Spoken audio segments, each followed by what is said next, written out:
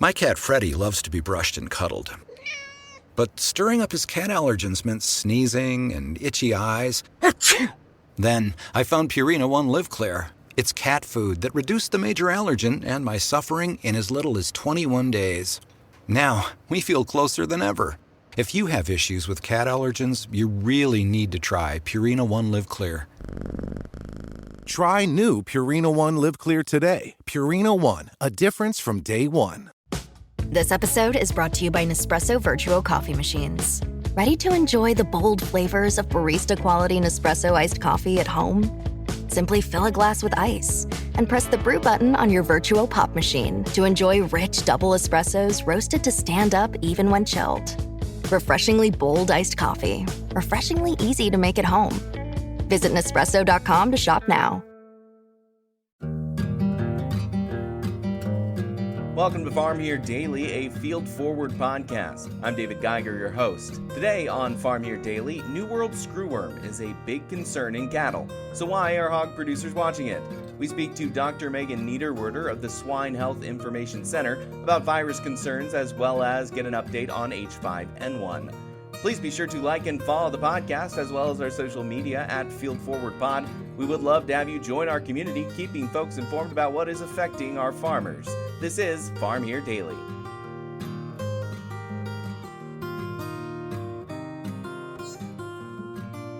And joining us on Farm Here Daily, we're going to talk about swine health with Megan Niederwerder, the Executive Director of the Swine Health Information Center. Megan, thank you so much for joining us on Farm Here Daily. And there's some big topics going on in the world of health and hogs. Can you start off by talking about the New World Screwworm? That's kind of a big issue that's been happening in Mexico, and we've been keeping a close eye on it. But for the most part, I thought it was mostly cattle that had to deal with it. But are there any issues with hogs? Yeah, thanks so much for having me. And New World Screwworm has certainly been one of the diseases that's been on the radar of the Swine Health Information Center as part of our mission to really identify and monitor potential threats to the U.S. swine herd, and then think about ways in which we can prevent and prepare and mitigate for those potential threats. As we think about New World Screwworm, it's important to keep this on the radar of pork producers and swine veterinarians, as pigs are also at risk for this disease. It's caused by a fly, and it causes a disease called myiasis, but it's one that can affect any warm-blooded animal. So it can affect livestock, pets, wildlife, occasionally birds, and even in rare cases, it can affect humans. We want to think about this as it looks like it's not a worm, it is a fly, but it is called New World Screwworm because the disease is really associated with the maggots of the fly burrowing into the living flesh of these animals. And so what's really unique about this specific disease is that it preferentially feeds on live tissue, not dead tissue, as many other maggots do. When we think about where it can affect hogs in particular, we have to think about that this fly is attracted to wounds or any mucous membrane. So when we think about any type of wound that could occur on the skin, scratches, or even areas where tail docking occurs, or even areas of the umbilicus for newborn animals, we have to think about those sites as being at risk for the fly being deposited with regards to eggs and larvae. We're lucky in that the U.S. has been negative for New World Screwworm for many years. The U.S. was able to eradicate this disease actually in 1966, and we've only had one outbreak since that time in 2016, where it affected key deer in southern Florida. The response to that disease outbreak, though, was very quick, and the disease was eradicated by 2017. The reason that it's really been enhanced with regards to the news and on every animal health official's radar is because there have been recent incursions in Mexico. Mexico was previously negative and then started to have cases again in 2024. And those cases have continued to move northward, creating a risk at the US Mexico border with regards to a potential incursion of this disease. So it's certainly something we want to keep our eye on. I know one of the more recent pieces of news was in efforts to counter the disease, putting out sterile flies to reduce the population is one of the factors and one of the ways to mitigate the problem. And with that, we have a location in Mexico that we were helping work to sterilize the fly population.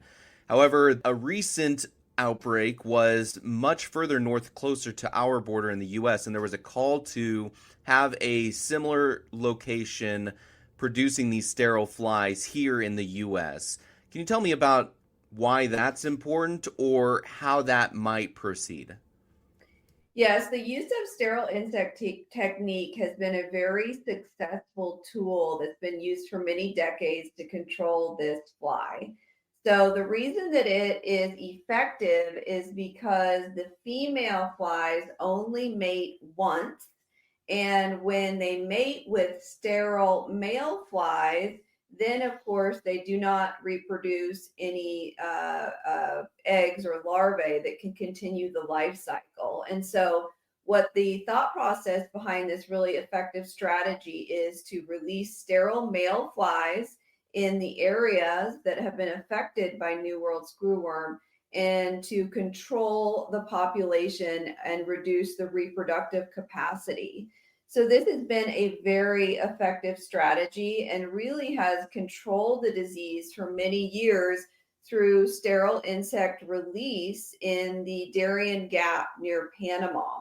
And so there are sterile flies that are produced in Panama that are released to, again, control the reproductive capacity of the fly. And then recent efforts have been targeted at enhancing Mexico's ability to produce these sterile flies so that, again, there can be an increased capability to produce more flies, that the sterile flies release those sterile flies and then reduce the reproductive capacity and reduce the spread. This has been really effective in historical years in eliminating the fly from Mexico, in Central America, and then pushing that barrier back again to the Darien Gap. And so really as part of the USDA's strategy to reduce the risk of incursion into the US, a lot of that is focused on supporting both the production of flies in Mexico as well as looking at a dispersion site in Texas. And so that's part of this effective control strategy, along with strong surveillance systems, public outreach in Mexico. Certainly that Mexico-US partnership with regards to control has been really important.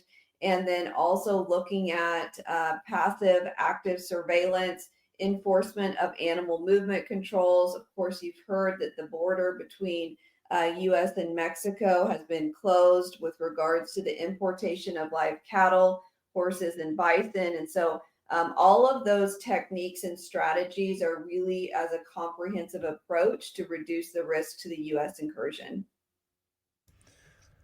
As we spoke about earlier when you were talking about the disease as a whole, this is something that has not actually happened in the US for many years, and it's something mostly eradicated. We're mainly watching it because it is a concern to the South. So, what are producers to do right now without necessarily having something to do? Right. Yeah, I think that's important because when we think about prevention and preparedness, it's really the cost of not having the disease and something that we want to not be dealing with.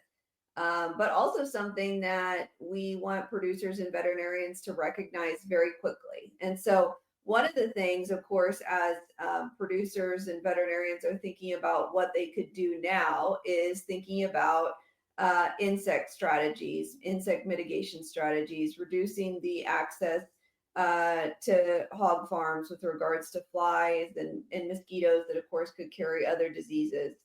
The other aspect that's really important is to continue to monitor animals for potential signs of New World Screwworm. So this may be maggots that occur in wounds or other body openings.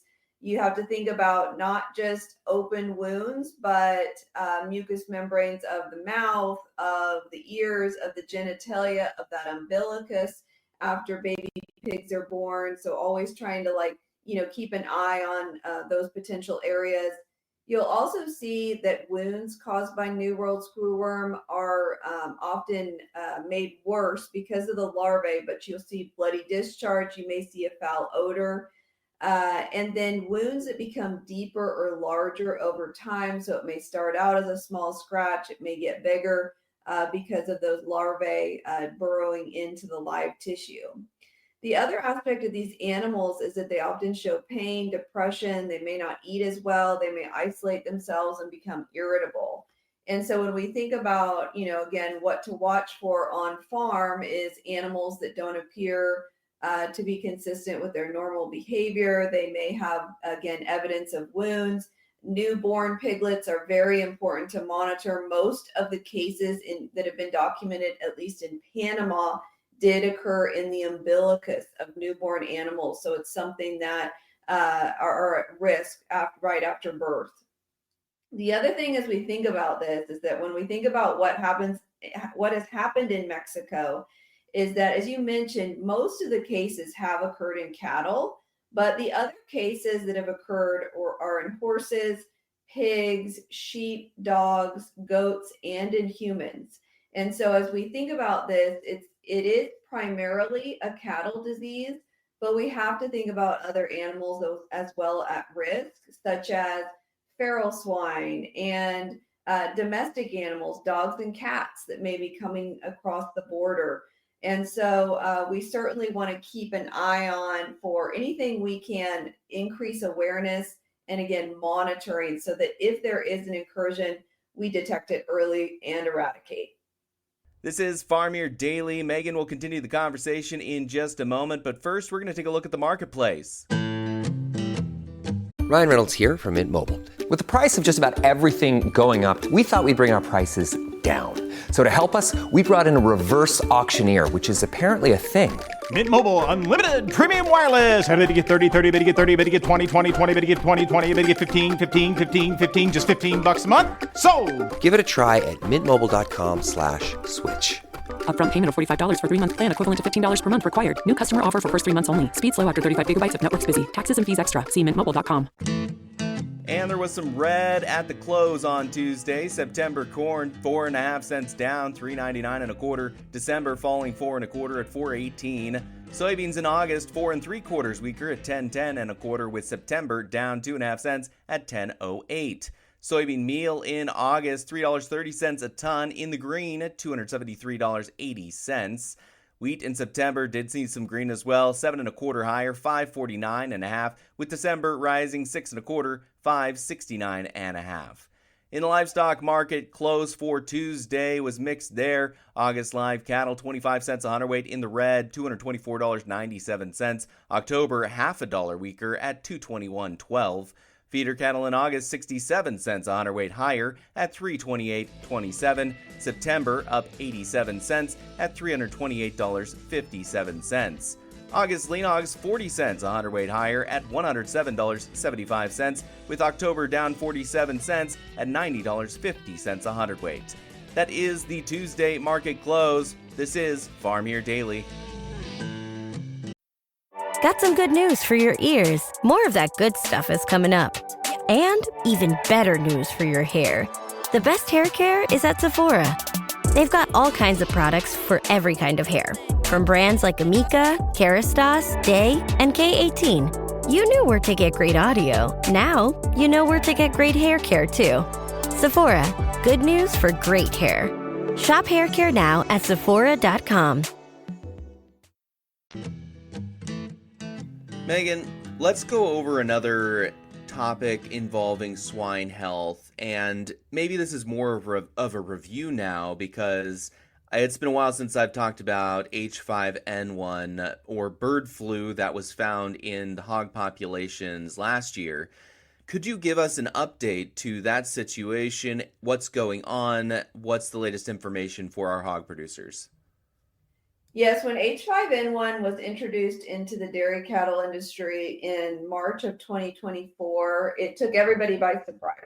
And we wanted to, as a pork industry, react to that, respond to that, try and be proactive as much as we could to look at what's the risk to the U.S. commercial swine herd for H5N1, and would it impact our industry similar to the way that it did in cattle? For instance, reducing milk production and primarily affecting lactating animals. Or if it was introduced, would it be similar to what occurs in commercial poultry and causing high mortality? And so one of the efforts of the Swine Health Information Center was to immediately we put on a webinar right after that introduction to give our stakeholders an indication what's going on in the dairy industry, what can we learn from their experience, what are the challenges that they've seen with this new virus being introduced into their herds, what's the diagnostic surveillance that they found most effective. And so we wanted to learn from the dairy industry experience as well as the poultry industry experience, and also think about operational connections with regards to H5N1. So as you can imagine, when a virus affects multiple species, including livestock, you have to think about, are there operational connections such as feed trucks or service personnel or even animal caretakers that may work at multiple sites across multiple species that could be a risk for transmission of disease. And so we took quite a bit of time to try and understand where are the gaps in the swine industry's prevention and preparedness for H5N1, where can we make the most impact, and how do we fund research to start filling some of those knowledge gaps. And so we announced in collaboration with the Pork Checkoff and the Foundation for Food and Agriculture Research a $4 million research program in November of 2024, where we had identified 10 research priorities that we thought would assist in the swine industry's prevention, preparedness, mitigation of this potential new threat. We received 51 proposals in response to that RFP. It was a record at the time. There was a lot of interest in this research program. And we took this first several months of 2025 to review those proposals with subject matter experts and swine industry experts and pork producers and swine veterinarians to identify which of those 51 proposals would provide the most value back to pork producers. And we actually just recently announced that we have funded 10 projects for H5N1 at a total of $2.1 million investment to start answering those gaps in knowledge. So some of them, for example, are what would be the best diagnostic surveillance across swine herds? What would be the clinical presentation in lactating sows or even pregnant sows? What are the risks of transmission of H5N1 from a lactating sow to a suckling piglet? Those are some of the questions that we have. We also want to understand what are the biosecurity risks with regards to wildlife access to mortality management structures or even swine farms in general. For example, do wild birds have access frequently to swine farms, and how do we mitigate that to prevent introduction of H5N1? So we're really looking at these 10 projects to develop some of these information gaps and try and help our industry be really proactive and responsive to this threat, to think about, let's put everything in place that we can to understand what it would look like, detect it as soon as if it's introduced, right? And eliminate it as quickly as possible. We've been fortunate to not have H5N1 in the commercial swine industry, and we want to keep it that way. And so we're making this research investment early to try and mitigate any potential incursions. Thanks for that review, and congratulations on those new projects. That's definitely something to push forward because we don't necessarily want to rest on laurels in the hog industry when it comes to disease prevention and biosecurity. But I would like to talk about how the no news is good news situation going on here, where we really haven't heard too much about any more hog populations being infected with H5N1. Could you talk about why that may have been successful up till now? Is it just bird migration and the lack thereof? Or is there some other perspective, or is this just a emphasis on the success of producers keeping good biosecurity practices? Yeah, I think it's a combination of a lot of those factors. So when you think about most of the commercial hog operations in the U.S., they are mostly housed indoors and do not have a lot of exposure to certainly commercial poultry, but also in many cases wildlife, wild birds. And so I think that has been a factor in the lack of exposure. Certainly that is not the case in many of the dairy herds. Many of them have outdoor exposure and have open access stalls where wild birds may interact with their feed. And so just a difference in the production settings across those industries. The other thing that I think we have to think about is when we did have the single case of H5N1 in a backyard pig in Oregon. The pig was exposed because there were interaction with infected birds on site, and the pig had direct access to that infected bird and consumed it. And so you think about, again, the biosecurity in commercial hog operations where the hogs are going into the food supply. It's a very controlled diet, and there are no access to, again, infected birds for consumption. And so it's a completely different environment from that backyard multi-species operation in Oregon where, there was never an intention for that pig or any pork from that pig to enter into the food supply. And so we have to think about what our producers are doing now for biosecurity, for understanding those operational connections and asking animal caretakers, are you working at a dairy farm or a poultry farm in addition to the swine farm? I think a lot of those questions have been raised, and the understanding of our pork producers to look at some of these factors has really been enhanced since that introduction into the dairy industry. We don't want to be caught off guard. We don't want to be surprised. And so I think a lot of the pork producers have taken that proactive approach. Megan, are there any resources for producers to follow up on any of the health topics that we've covered on our program today? Yes, all of the information on these topics and research efforts, as well as other swine health information, can be found on our website. It's swinehealth.org. And if anyone's interested, we do have a monthly newsletter. You can sign up for our newsletter there. That's where you can stay up to date on any research outcomes, any disease monitoring programs, as well as webinars and podcasts that we may be highlighting some of these issues. The other aspect is that we do have 3 webinars posted on some of the information that we've talked about today. So we have a New World Screwworm webinar that was posted in June of 2025. And then we have 2 H5N1 webinars that were posted in 2024. And those can be viewed on demand on our website, again, swinehealth.org. Dr. Megan Niederwerder is the Executive Director of the Swine Health Information Center. Megan, thank you so much for joining us today on Farm Here Daily. Thanks so much for having me. Thanks again, Megan. I really appreciate it. This is Farm Here Daily, a Field Forward podcast. Thank you so much for listening. Again, in order to continue to produce this type of local content, we would love to have you join our community. So please follow the podcast as well as our social media channels at Field Forward Pod. You can also find me on social media at Geiger Reports, as well as WHO TV Channel 13 every weekday in their morning and noon hour programs. Again, I'm your host, David Geiger, and I'll be back again tomorrow, everybody.